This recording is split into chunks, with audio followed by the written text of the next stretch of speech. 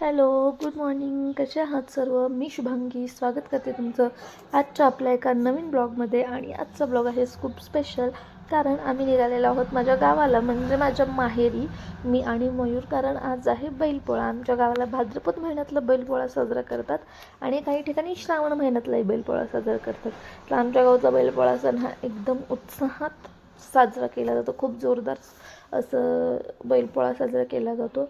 जाता जाता मस्त असे छान छान व्ह्यूज दिसत होते. बैलपोळ्याच्या दिवशी बैलांना छान रंगवलं जातं, त्यांना छान छान खायला दिलं जातं, सजवलं जातं, त्यांची पूजा केली जाते आणि त्यांच्याकडे कृतज्ञता व्यक्त केली जाते, कारण ते वर्षभर आपल्याला एवढी शेतकऱ्यांना मदत करत असतात कामात. त्यामुळे तो दिवस त्यांच्यासाठी असतो खास. आणि जाताना हे असे छान छान दृश्य दिसत होती. कात्रज बोगद्याच्या इथलं तर दृश्य अप्रतिम आहे. मस्त वाटत होतं. वातावरण पण खूप छान होतं. आज पाऊस नव्हता, त्यामुळे जरा छान वाटत होतं. आणि मग पुढे आम्ही आलो, चहा पिण्यासाठी थांबलेलो इथे फूड कोर्टच्या इथे. चहा ठीक ठीक होता, एवढाही काही खास चहा नव्हता असा. तो आम्ही घेतला, मी आणि मयूर होतो. जाताना इथे रस्त्यात एवढे खड्डे होते ना, बापरे, काय विचारायचं काम नाही. मी पुढे जाताना अशी छान छान शेतं दिसली, भाताची शेतं, फुलांची शेतं, भारी होतं सगळं. मग आम्ही आलो आमच्या जागेच्या इथे शेतात, आणि मग तिथं मयूर आणि आजोबा गप्पा मारत होते, त्यांचे गुरं चारायला घेऊन आलेले वरती. तिथून मग आम्ही घरी आलो. घरी येऊन बसलो. मम्मी छान इकडं पुरणपोळी बनवत होती. मग तिची पुरणपोळी तर तुम्ही बघूच शकता केवढी मोठी आणि एकदम पातळ आणि छान असते, मऊ लुसलुशीत.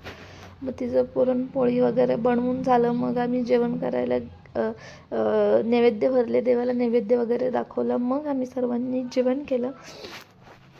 जेवण करून झाल्यानंतर ना आमच्या इकडे 4-4:30 वाजता कठ्ठ्याची मिरवणूक निघते. तर कठ्ठ्या म्हणजे जो देवाला सोडलेला बैल असतो तो. आणि मग त्याची संपूर्ण गावातनं मिरवणूक निघते. त्याची पूजा केली जाते, त्याला ओवाळतात, त्याला पुरणपोळी वगैरे खायला देतात, नैवेद्य देतात. आणि पारंपरिक पद्धतीने त्याची ढोल ताशा असं वाजवत मिरवणूक निघालेली असते. आणि त्याच्यासमोर गावातले असे लोक डान्स नाचत असतात.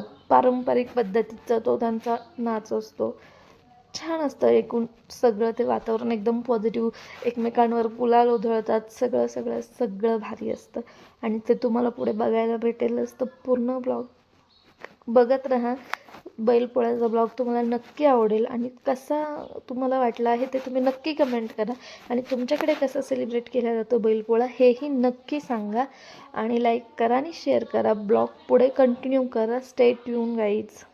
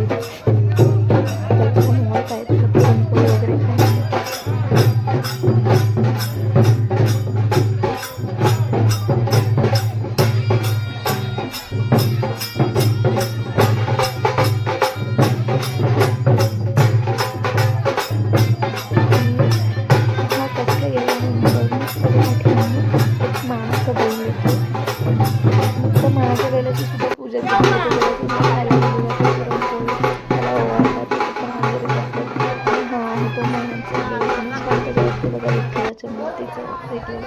आणि हे आहेत आमच्या घरातले 2 छोटे चिल्ले पिल्ले जे की सर्वात एक्साइटेड होते बैल पोळ्यासाठी, कारण त्यांना खूप आवडतं बैल वगैरे. पप्पांकडून पैसे घेऊन यायचा, मुलाला नाही जायचं आपल्याला. मग थांब, पप्पा आले की पडशील बर का. येणार आहे ना आता डीजे आपला. जाऊ आपण. नाच नाच नाच, पहिले नाच.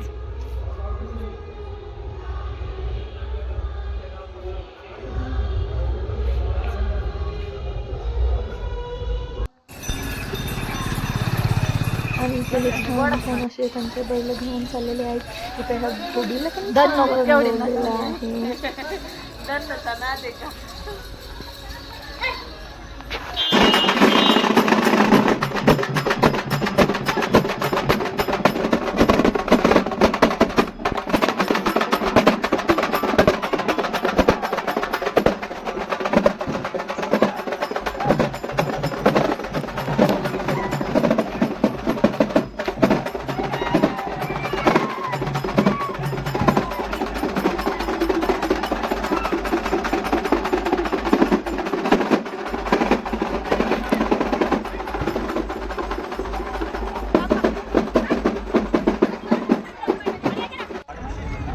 आणि मग इथे पुढे आमच्या बैलाची पूजा चालली आहे. सगळेजण त्याची पूजा करून सर्जाला सगळ्यांनी पोहे खायला दिली. सगळेच मस्त त्याची पूजा झाली. सगळेजण फोटो वगैरे छान काढले आणि मग त्याची मिरवणूक होणार आहे. त्याची सर्व पूजा वगैरे झाल्यानंतर मग आम्ही गेलो खाली. तिकडे डीजे चालू होता आणि तिथे सर्वांचे बैल येणार होते. तिथे गेल्यावर पण सर्व छान फोटो वगैरे काढलेले. सगळी तयारी चालू होती आणि सगळ्यांचे पण फोटो सेशन चालू होतं बैलासोबत.